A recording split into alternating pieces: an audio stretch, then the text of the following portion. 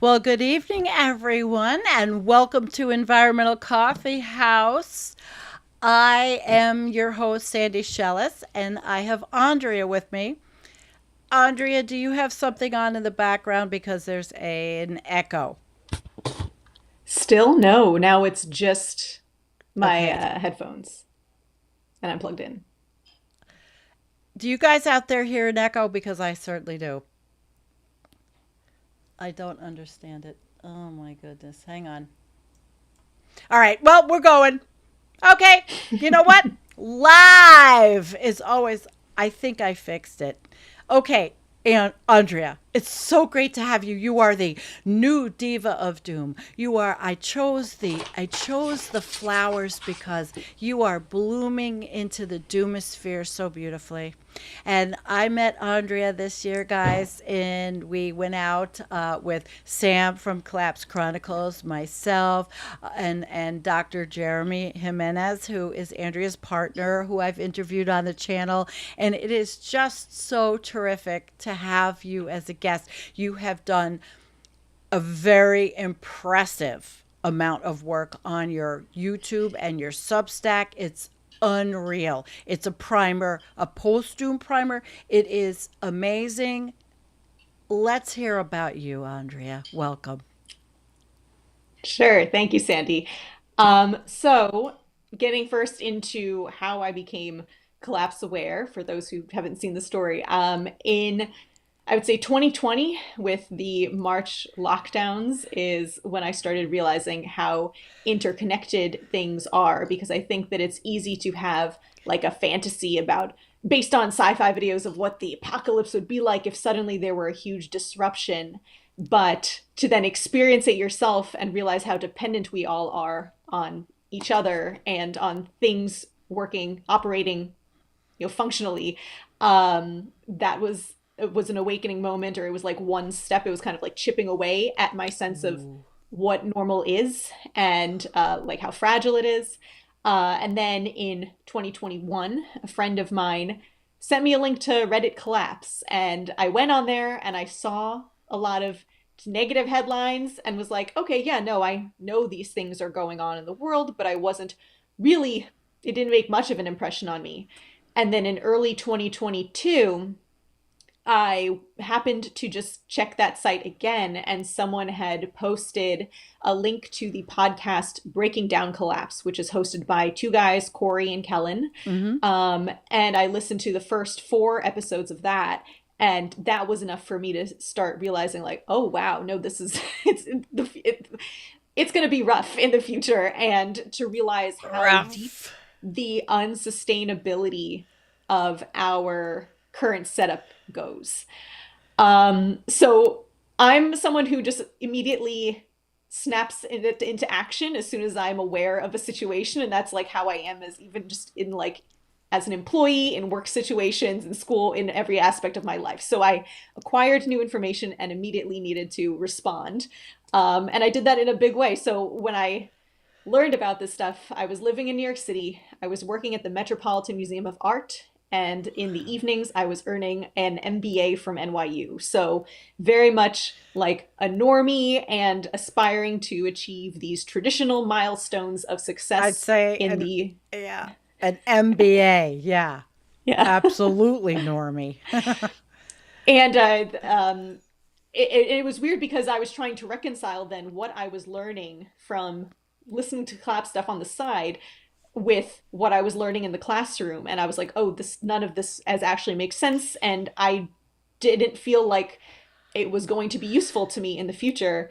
Not that in the immediate term, people are still running businesses and stuff, but I was like, I don't think I'm ever going to get that corner office in time. Oh my So god. Oh, yeah, that's funny. I don't think I'm gonna yeah. get that or that. Oh my gosh, the and corner office in time. yeah, I didn't feel like I was learning anything that was going to be particularly relevant for much longer, especially in this economy. You have to be the best of the best to compete, and there's so much saturation of people who have law degrees and this and that. So um I realize now, when I do the math, I think I actually quit within just like a couple weeks of becoming collapse aware and listening to those podcasts. I withdrew from the Wow. program. Wow. Yeah, and they were really Wow. understanding, because the woman on the phone when I called the registrar or whatever, she was like, "Oh yeah, a lot of people are having like an existential crisis these days." So, um, and so I left that. Another kind of, I don't know if you say extreme response thing that I did or whatever, was to get one of my eyes touched up because I've already had a LASIK type procedure once. But Okay. then I was like, I don't trust. I was very much in like emergency mode. So I was like, everything's going to fall apart very quickly. And I'm not going to be able to count on having, glasses or contacts is what I was worried about. But so I went in to get that fixed. So I don't know how many other people, upon becoming collapse aware, go in for surgery within a few months.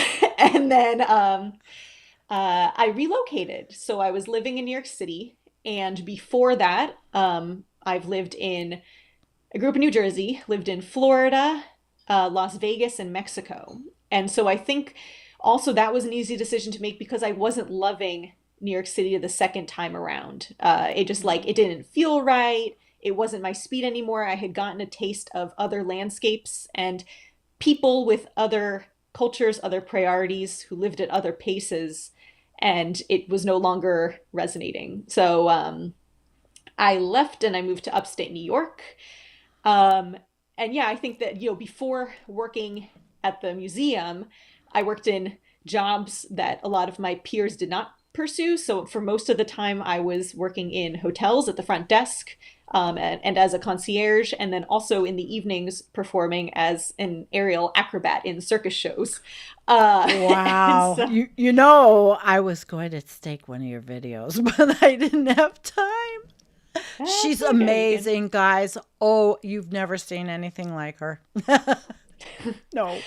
Thank you. I feel Yeah. like part of that might have also helped me to kind of see through the illusions that we're presented with because I had already, even though part of me was very into pursuing success, and putting my faith in the system or whatever, I think that because I also got to see life outside of it and learned to find joy outside of it and meaning and friendship and everything, I also wasn't as attached and had maybe an easier time abandoning those the dreams and the hope for a certain outcome.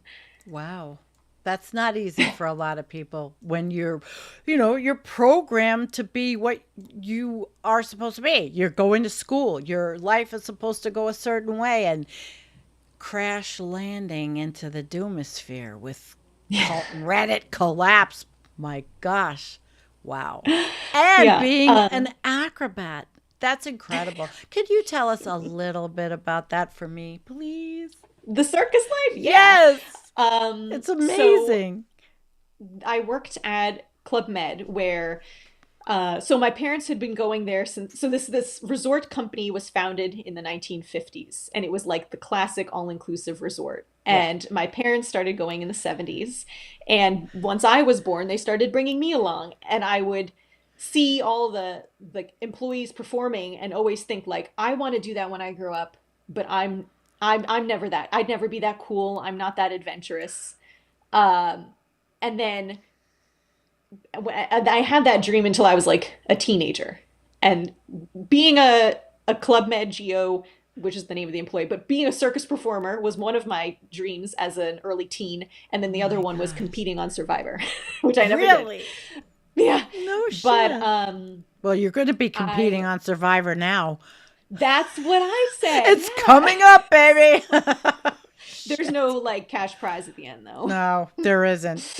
We get the booby Uh prize, unfortunately.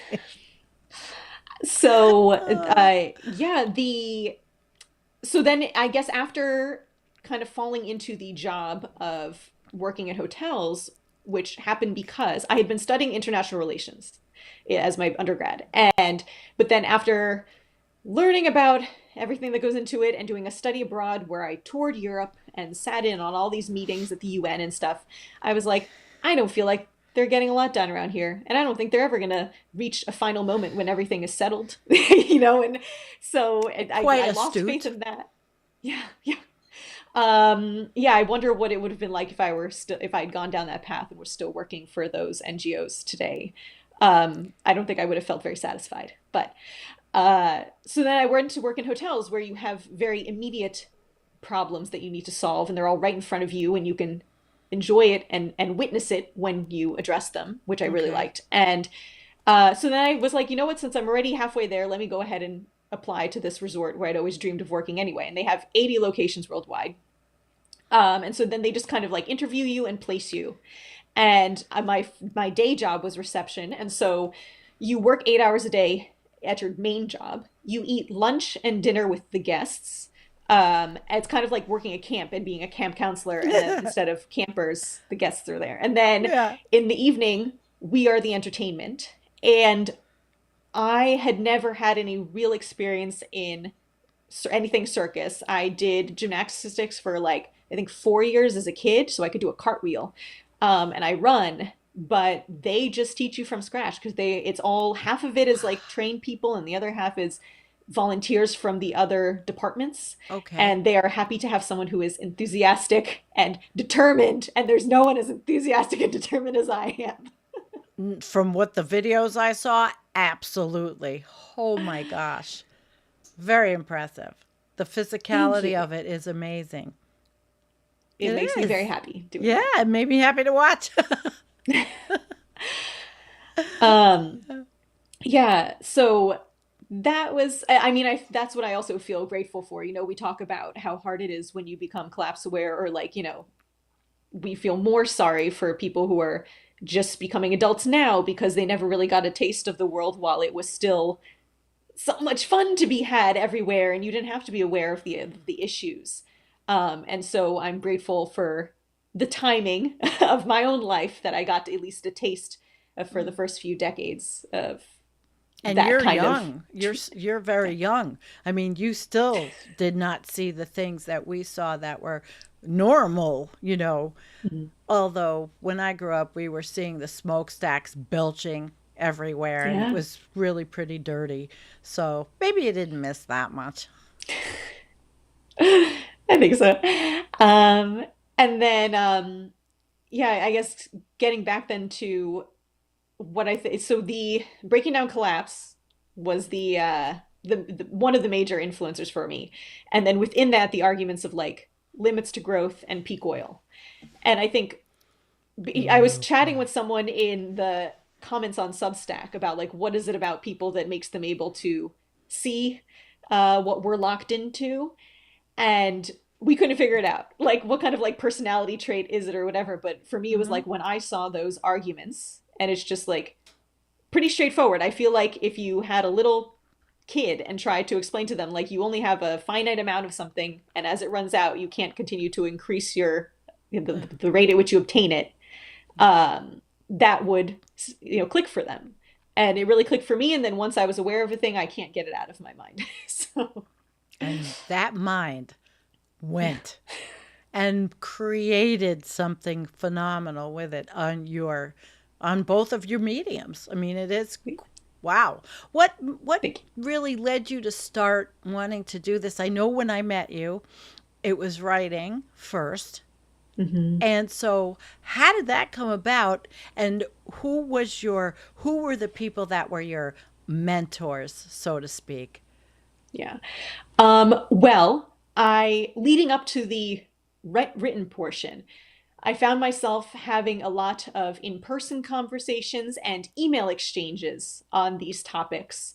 And so then I would try to come up with, out of nowhere, an argument for something, an explanation of something. And I put so much work into coming up with a solid argument with all the details and all the links that I was just like, well, I'm already putting the work into that. And wouldn't it be a shame if like only these person's eyes got to see it Right. explained this way? And so I started collecting all of those and then sorting things. Um, and when I set out to do this, I didn't realize that it was going to be so encyclopedic. And so I think if when I created Okay. it, if you could have told me, if you could have given me a glimpse of the future of how long it would be, I would be like, oh, I'm no way I'm getting into that. But Yeah. I had no idea. So I just kept working at it and refining it. And it started out as this one long Word doc, which I sent to Jeremy. and he reviewed it at like this time last year. And like the main advice he came back with is you need to break it into more sections and subsections so that it's more organized for people. Yeah, it And is. I knew also what I like about the writing is that I could include images. Mm-hmm. Because for me, some of the more compelling stuff is the charts or the visualizations of look at Sure, compare we these two things. love charts and graphs on this channel. Yeah. Yeah. Uh-huh. And being able to cite the sources. And I also liked how I could include at the bottom of many of my posts, there's like, here's more content on this subject. Because what was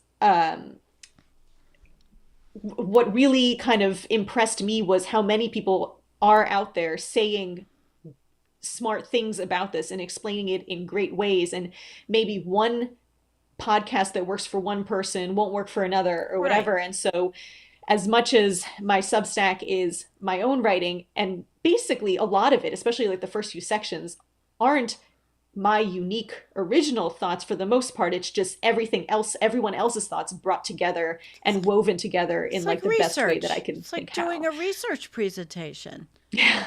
Yeah. But Um, Your YouTube can be used. I use your YouTube. I'll send it to people as a primer for them to understand, hey, this is it. It's so mhm. well done and so Thank you. professionally done. Not like me. I don't I'm not that. But nobody's the same. And that's why it's Well, so wonderful. I'll tell you my excuses for how good it is. First of all, with the writing, I got laid off from my job, so I was unemployed for a few months. So I acknowledge that a lot of other people, they're too busy. So I wasn't busy and I could throw all that time into that. And then with the YouTube, because of the like the format, I recorded it on Canva, which allows you to do like take by take on the slides. And I did so many takes and I did not rest until it was like, at least satisfactory on each one. But that's exactly how I hoped for it to be shared. Yep. And only like as people are coming around, right? Like I've realized that you can't just shove this in front of the face of someone who doesn't want to engage with it. Um, but the reason I switched from, or I mean, I kept the Substack up because I think that it has a lot of like dense info in there. Yes. Um, but the videos is like, I just realized that people are so exhausted and they don't necessarily have the bandwidth at the end of the day to be reading these long, complex essays. And rather than like, as important as it is that I want them to, well, they can actually see the chart there too. So yeah, I mean, it was about making it, I don't want to use the word like passive, but it kind of is like as the consumption, make it as easy and low effort as possible for the sake of just having it reach more people. Mm-hmm. And it actually makes it more enjoyable. You're Mm-hmm. not, you just let me talk or whatever. Yeah, And it's um, timeless. yeah. I mean, So it's yeah. And timeless. It's something that can your YouTube videos, it's not just watching a boring video. It is taking a course, each one, but they're not boring. It's fascinating subjects. Fascinating. And maybe I've learned all this for the last how many years, but watching your stuff is a new way of seeing the things that I knew, and I learned more things than I thought I knew. So that's great. thank you. You're welcome. Yeah.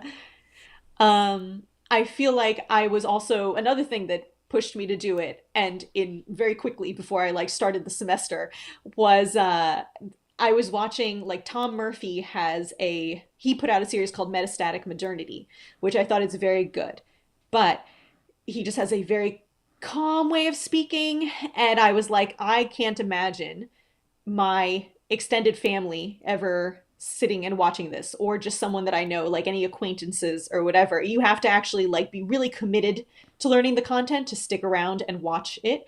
Versus I was like, I feel like I can deliver things in a way that like the average person who's scrolling on YouTube like sees it, clicks on it, and continues to watch. That's how I felt about it. You continue to watch because it's captivating. But I'm a pedantic person. I love educational things. So, but I think everybody here that's in our chat, once I put the link in and they go to your channel and they take the courses or watch the videos, they might know this material, but it's presented in such a way that it's going to be good for them. I'm telling you all, you're gonna want to do this. It's a weekend binge. Yeah. That's also lengthwise. I've been thinking to myself, I'm like, it's like the length of a Netflix, maybe two Netflix documentaries or something. You can totally do it. Totally do it. Totally do it. So again, who else inspired you? Because I know it's Yes. post Doom primer. I mean, that's Yeah. our So Michael Dowd.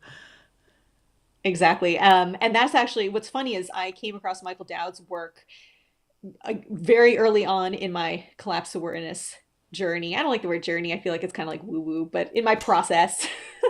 And at the time, it like struck me. It was very jarring because he is so direct in the way that he speaks.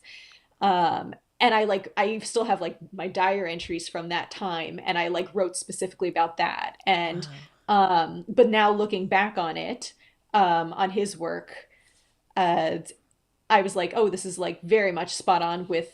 It's almost like, you know how they say sometimes you start a journey only to come around to the same place Mm-hmm. where you started or something, and like that's how I feel Yeah. too. Like I kind of, or like it wasn't really like the stages of grief traditionally. It was more like the loop of grief of like I experienced that, and then I kind of went off in different directions of hopium and learning about degrowth, and maybe we'll all just agree to lower our footprints, and then we'll have some kind of like Mm-hmm. moderate industrialism, solar punk. And then I was like, no, that doesn't seem like it. And so I came back around to him in the end. So yeah, I'm very grateful to Michael Dowd for his work. And yeah, that term is his, but it fits Mm-hmm. really well, I think, with the vibe that I It hope to promote, the philosophy. it does. And other influences, I would say, well, Nate Hagen's. And some people will say that my work reminds them of him. And a lot is drawn from it, of course, like superorganism type stuff. But I would say there's also points where I disagree with what he expects to happen or what he identifies as the problem. And that's again why I felt like, okay, why don't I just make something and put this out there? Um, so yeah, Nate, Crazy Town, which is the podcast for the Post Carbon Institute. Mm-hmm. I think they're pretty good. And then I'm a fan of Jem Bendell. He's another one. I like all the Mm-hmm. people that are a little bit bold in the way that they express themselves. And well, Jason Bradford, he works for the Post Carbon Institute, and he is a farmer. Mm-hmm. He went from being an ecologist to a farmer, and that kind of is what led me to choose to go into farming. Hopefully now, I like Vanessa Andreotti, who wrote Hospicing Modernity. I like Tom Murphy, because he's another one who kind of talks in terms of the community of life and realizing Yes. how deep the problems with a civilization go. And then more recently, and these are people that I've identified as being more like the millennial crowd, kind of, is Mm-hmm. on Substack. There's this guy, Animist Ramblings. I think he's German, but now he lives in Thailand and he practices permaculture farming with his partner. And so he posts about both commentary on what's going on in the world as well as just live updates from his Okay. project. That's great. So him, the Honest Sorcerer, which Sam Mitchell, he reads that and he calls Yeah. him B, is the name that he goes by. And then there's this other guy on YouTube, uh, Gooby. His channel is Mm-hmm. Gooby and Dooby, and he's actually Mm-hmm. this neurosurgeon out in the Pacific Northwest Yeah. who quit his job. And Yeah. I don't consider him a. He's recent. I just found him recently. I think we all did. Yeah. Um, I don't consider him a doomer per se, or he's not intentionally in the doomosphere, but he's just a regular person who came across this stuff, I guess, which we Yeah. all are in a way, and just decided to start talking about it. And I like how he combines it with just everyday topics and kind of makes it normal to talk about these things. Wow. Wow. So tell us about your logo. It's right Yes. there in front of us. So this is a combination of things I've seen in other places. Um, it is kind of like the symbol on Reddit collapse. So theirs is this circle with four arrows pointing towards Yes. the center. And then in the center, you have like this infinity symbol because I've also seen this explained in terms of like collapse. It's just a natural ecological process Mm-hmm. where an ecosystem grows and then collapses, then it regrows and stuff. And so it's made to signify that we've been going through the same loop, the doom loop, over and over again as different civilizations, human civilizations, have emerged around the world. And now here we are doing it again. Here we are. And just the emphasis of those, the contraction, because I think that when some people think about collapse, they think about like just qualitative deterioration, versus I wanted to emphasize as well that we're talking about quantities of things decreasing. And it's like an inward movement. And also it's Kate Rayworth's donut. And so in theory, it's meant to emphasize that like there is a way for humans to meet their survival needs without destroying the planet. There's only there's some societies that have managed that and some that haven't. And so just, I think that I am in the same school as Jeremy, in believing that like, we're not manifesting our potential right now, and a lot of us won't have a chance to, but in theory and in practice, both in history and today, there are humans who are living lightly. Living lightly. Yeah. I think I talked to somebody today that's definitely living lightly in the New York area. Off grid, showers in a shower house in the winter, heats the water with propane. I mean, really off grid. Living lightly probably has the carbon footprint of a flea. Interesting people. But along this journey, we meet the most interesting people. And those that are aware and accepted are, I'd say, probably most of the most interesting people. All of us here in this chat, everybody with us. There's a lot of wonderful people in this chat. Yeah. And don't worry, guys, you'll get to ask questions towards the end. All right. So take us now towards the, where you are now and where you hope to be and with this. Yes. With my content, I've realized that I'm like a project-based person, or like I like to release it almost as seasons of a show as opposed to a continuous thing. Okay.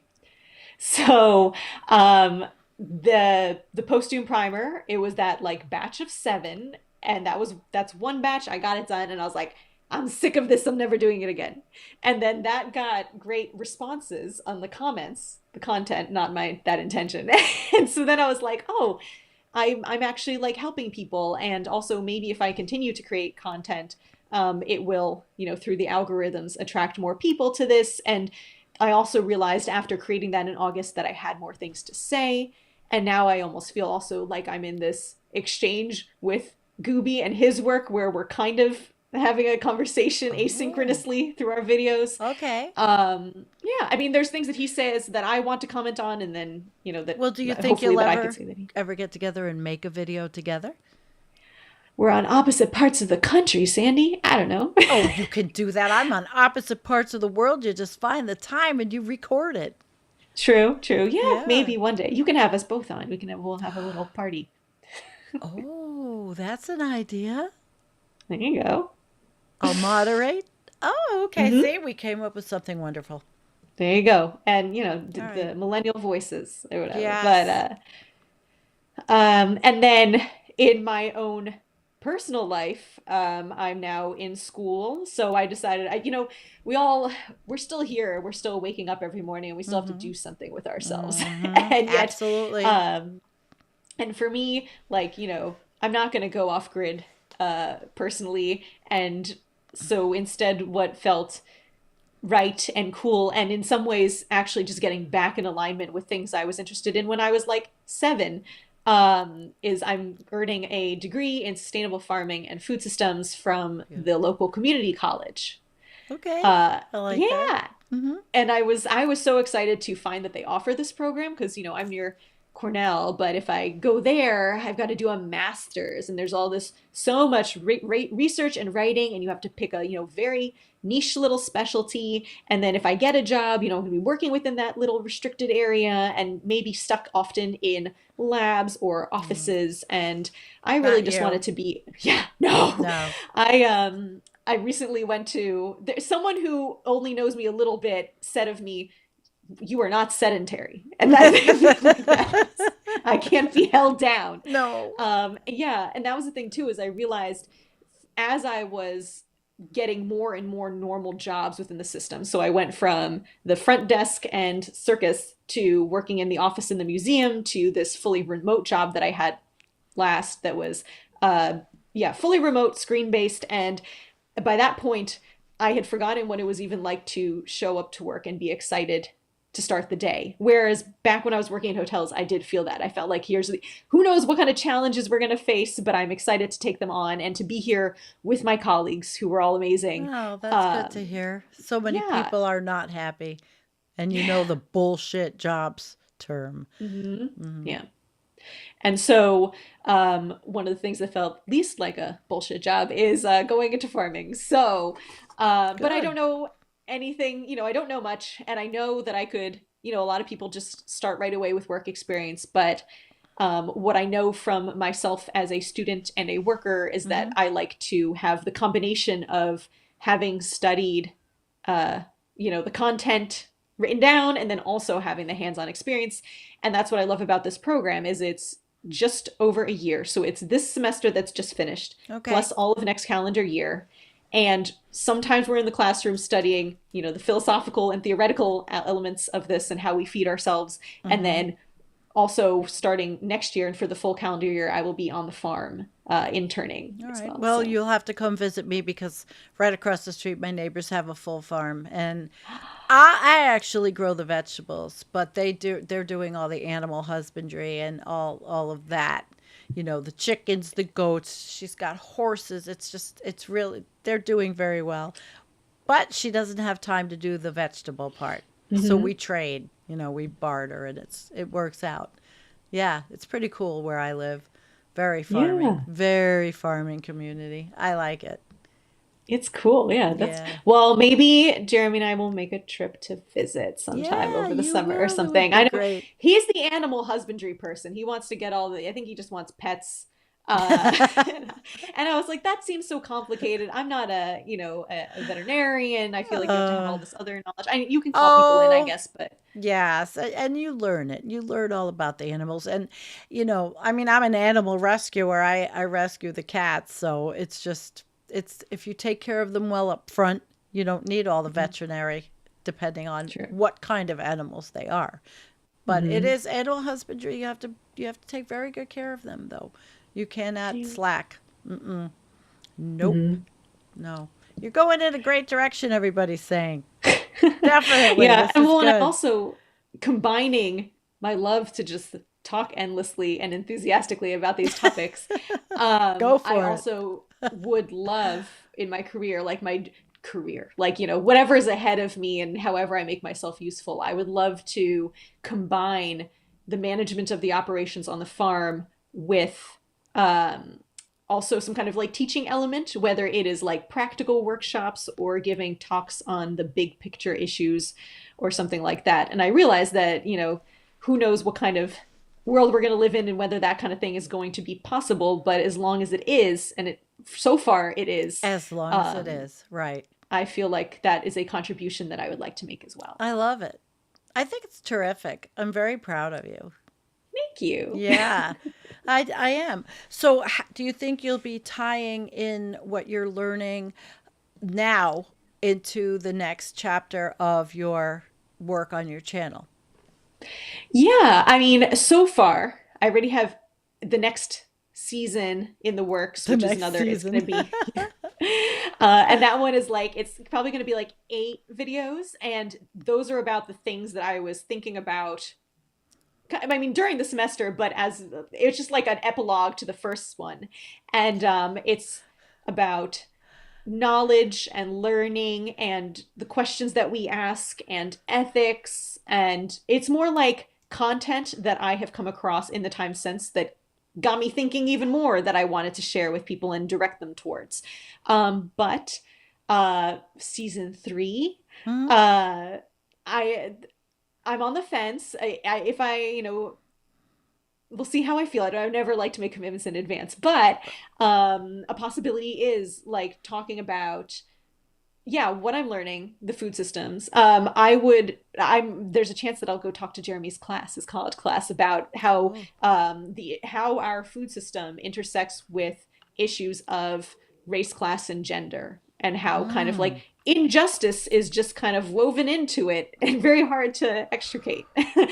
Wow. So yeah, that could be a video. And then if anyone is interested, like documenting what it is like to be someone who has no idea how to farm, but becomes aware of this information, says, Mm-hmm. I'm going to switch gears, turn my life around, and go in this direction. Okay. How does that go for me? Because I think right now, for example, there's a girl on YouTube, Alexandra Fasulo.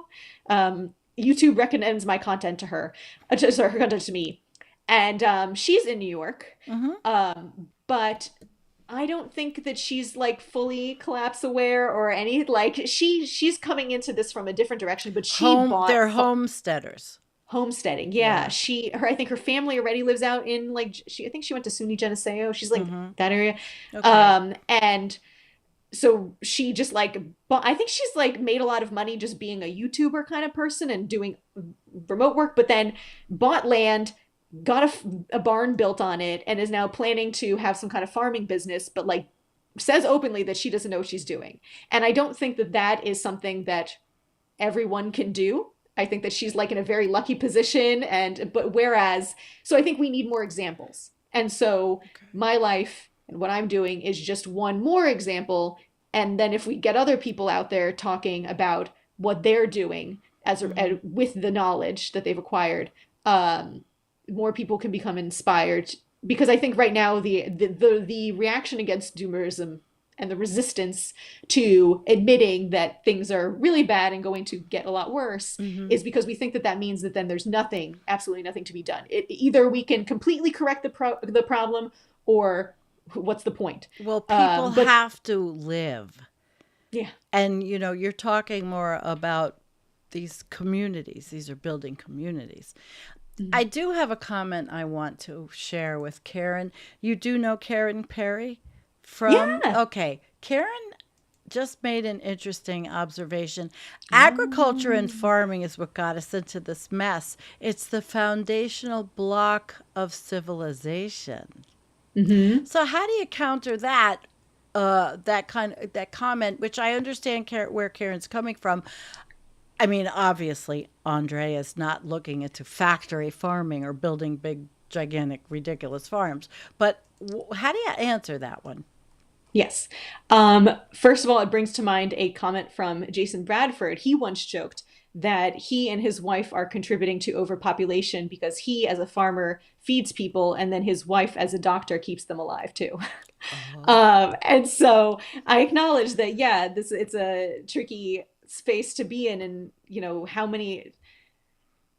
Yes, there are things that we could do with our time that are completely regenerative, and just go out and plant trees. But I think if you want to be involved in the economy as opposed to being like a full-time activist of some kind, mm-hmm, mm-hmm, this is one of the I don't know how to say, like the honest jobs or whatever mm-hmm. to do. And they're not that the ways that we're farming are great, and we definitely are seizing too much of the space and too much of the calories that are being photosynthesized for our own species. And yes, farming is what makes civilization possible. So yes, I acknowledge that those things, those are all true. And they even teach us in the classes, like when we did our like intro to food systems, they were Mm-hmm. like, here's how people were living. Then you had the Neolithic Revolution and the Agricultural Revolution, and then all of our quote unquote progress followed. But then here's all the bad things that emerged from that as well. Um, so that's even acknowledged in my program. But yeah, I feel well. I feel like this is a lame answer for me to give, but like there's some methods that are more regenerative or agroecological, Right. and like that's what we're taught, especially in the program that I'm in. That's the other thing. Like Cornell has its agricultural sciences wing, and they've got like Mark Linus work, and Bill Gates gives his money to them. It's all these GMOs, and they're trying to push that agenda. Oh, So I really? definitely wouldn't go work there or No, study there. And so no. I was like, okay, at least here we're learning, the standard, everything that's packaged with agroecological practices. Like So permaculture, which I think yeah, is and great. And we're trying not I to cause the love next dust bowl. regenerative. No, of course not. Oh my gosh. Oh my But gosh. yeah, I'm got to do something, and at this, well, I think civilization's gonna crumble on its own at this point. So it's really just kind of keeping it on a, on a respirator or whatever by growing whatever we can while we can. Yes, we can while we can. All right, let's see who is anybody have any questions or comments? Gary.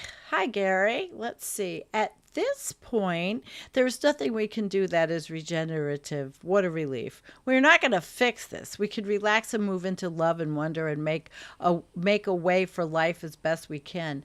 Well, and while we're still here, Gary, we have to eat.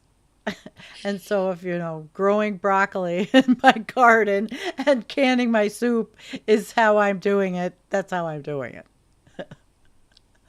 But it's a tough crowd here, Aunt Andrea. Yeah. Well, and it's almost like I think of it, I feel like it's almost like I'm bringing the effect. I don't subscribe to effective altruism, but I know one of the arguments that they make is like it's better for me to be in working for this company earning a ton of money so that I can go do good in the world or whatever. But for me it's like, well, if somebody is going to be working on the farm, I'm a good Yeah. employee. I'm going to do a good job. At least it's better me than someone else or something like I don't know. Okay, let's see. Where are we going? Come on, guys. There's got to be some more Tommyist. It's not just about the technological aspects. Agriculture led to social stratification, hierarchy, and hoarding of surplus wealth. Andrea, what do you say to I know. Tommyist?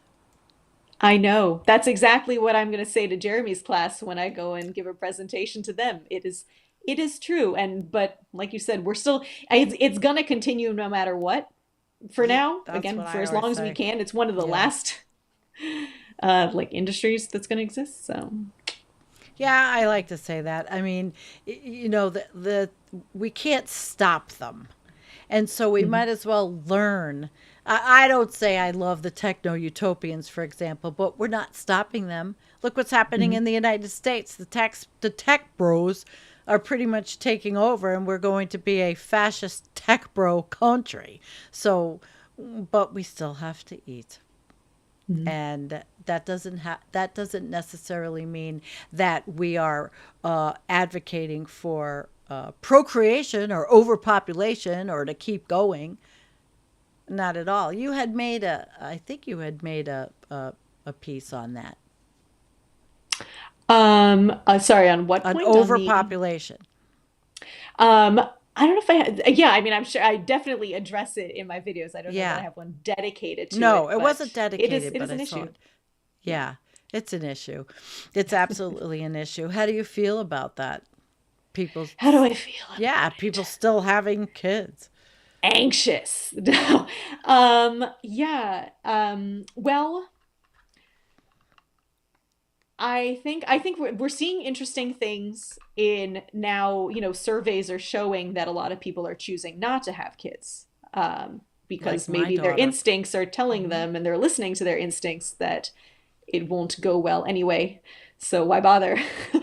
And that I always think of it in those terms of like less, oh, are you contributing a drop to the bucket? And more so of like, well, this is someone that you would love. And would you want to see bad things happen to someone that you love? Yeah. Um, and, but yeah,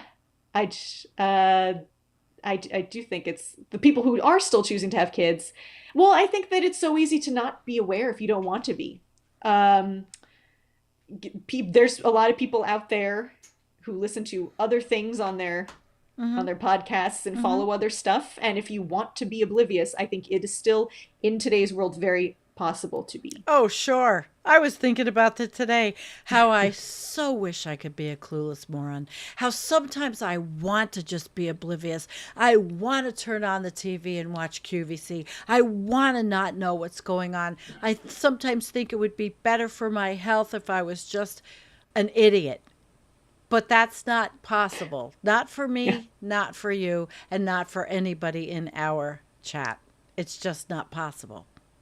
But what makes the world go round is all kinds of interesting people to talk to like you who is forging your way through this.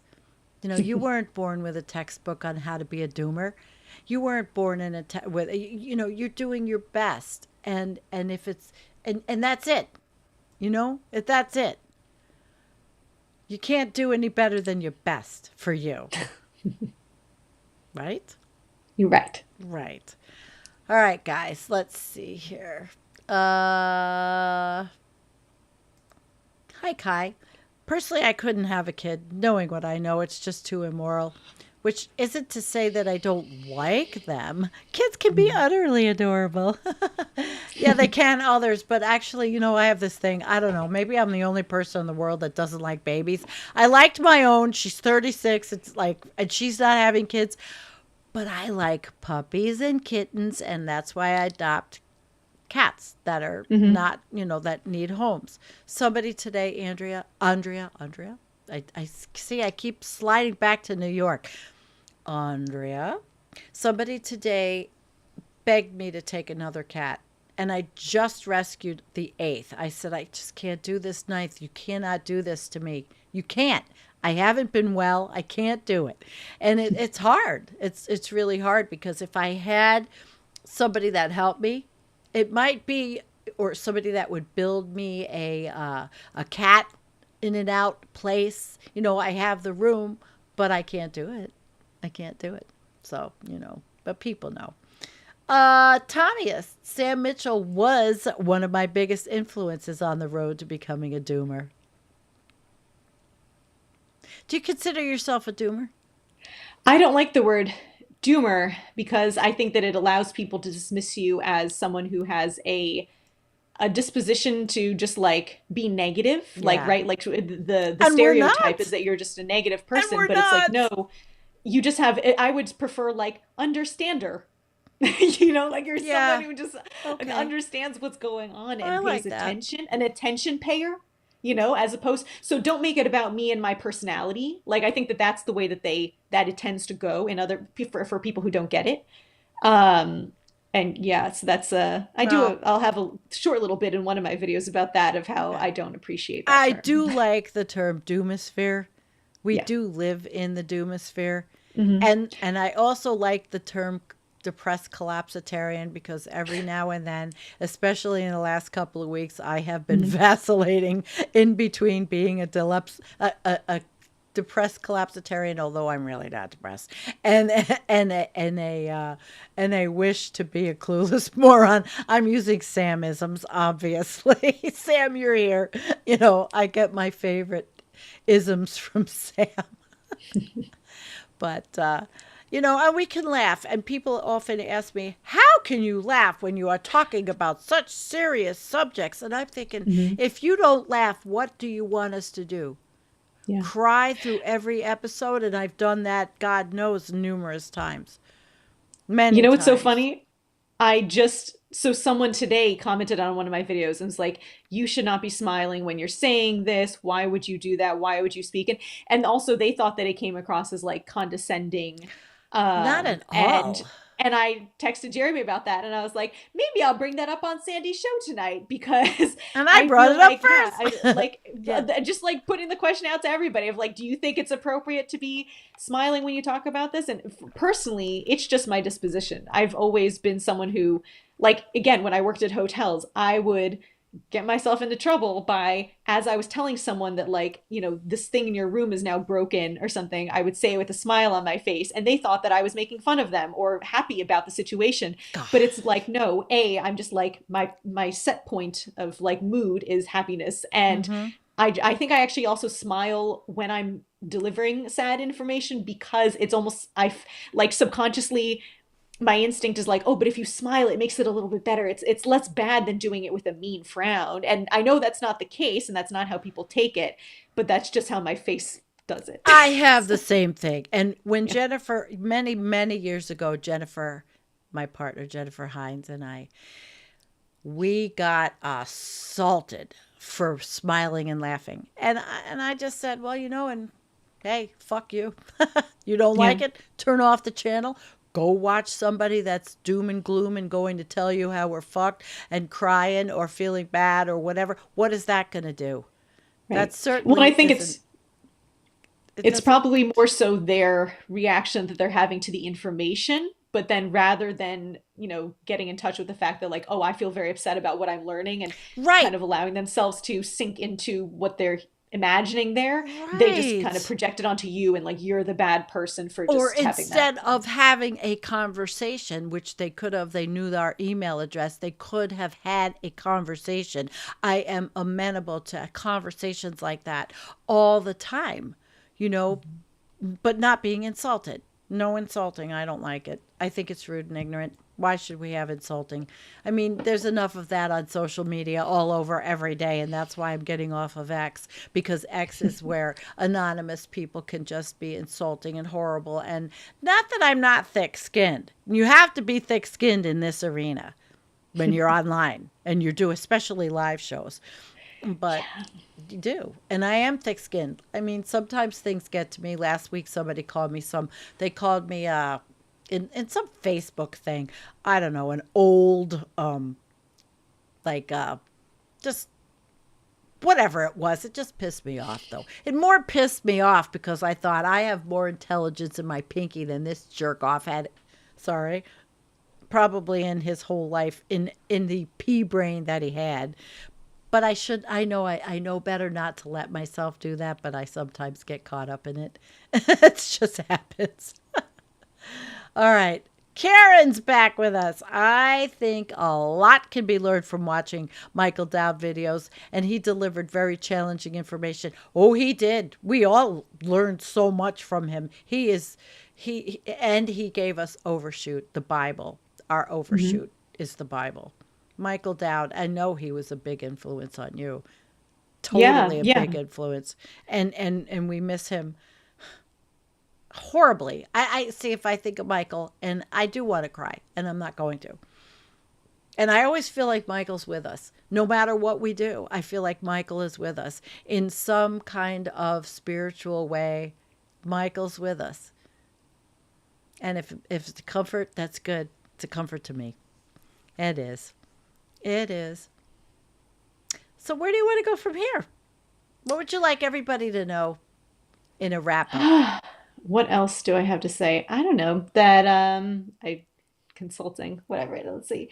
Um that was about all I had for tonight that I felt like addressing. All right. Well, I think you Yeah. addressed quite a bit, and we got to learn about you. And I want everybody to be able to enjoy the channel. Her Andrea's work is not easy. I mean, of course, she's chronicling the collapse of everything, but in a different way than others, and very, it's educational, pedantic. I'd say, well, very professional, very professional, and I highly recommend it. So, all right, anybody else here? We did get a super chat. I love this question when people ask this all the time. Okay, how long do we have? Um, I never I think answer there's it. a, I, this is my like sticking point is I feel like there's a lot of different like have until what? Yeah, I have it think to that what? yeah, well, there's a lot of different things that are going to hit. I would say while we're still in this decade, we will see net energy start to decline. Um, and so that's global, and then also global food production decline this decade. Um, and then I figure, and obviously different. There's collapses existing in some places already. Like they say, the Already. future's already here. It's just unevenly distributed, and so Mm-hmm. um, obviously there's people who died this year of climate change. Um, Yes. but people in my area, um, I think we'll still have some. It won't be the 30s won't be normal, but it'll still be like people will be surviving for the most part. You can never predict a pandemic. Um, I'll say at least until 2040. Oof. I don't give numbers. But Yeah, yeah, yes, it's yes. hard for me. It's very hard. Although the ice-free Arctic, which is never going to be completely ice-free, is now really on the table, and that will change the weather patterns, and it's going to change the jet stream, and it's going to be different. And Hmm. we have been talking about the Blue Ocean event for years. And it looks like maybe 2027, maybe even next year. We say this all the time, and it doesn't come to fruition. It's not like we're hoping for it to happen. We don't want it to happen at all. But there are things that are definitely brewing that we are going to have to hold on and put the seatbelt on. Yeah. Jordan's has a comment. Oh, all right. Nice to meet you, Andrea. There's always room for a new star in the mall at collapse. We'll be watching from post doom. That's Thank Karen's you. husband. And Uh-huh. Karen did have a nice, lovely comment also. I love you, Karen. She knows I love her. I know Mwah. people called me and Jeremy a power couple, and I was like, we're not the original power couple. There's other ones out there, No, and this is Karen one and of them. Jordan. It's great to know Andrew is out there working hard in the collapse tent to support others to understand our predicament. And Karen, I love you so much, and she knows it. And we have such a good time when she's on the show. It's uh it's why I do the show. I continue to do the show to bring these voices on, and also for my own outlet because I like to tell stories with my videos and news articles, and I really do enjoy doing Last Week in Collapse. I do. I do enjoy doing it. It's the hardest show I do. Yeah. It is the most difficult show to go around the world with world news of what is happening, which covers wars, collapse, everything, everything, climate, everything. It's quite a show, and I'm very very blessed to have been given permission to do it. So that's my thing. But hey, this is not about me. It's about you. So I'm going to let you give the closing little thing here and tell everybody what you want to tell them.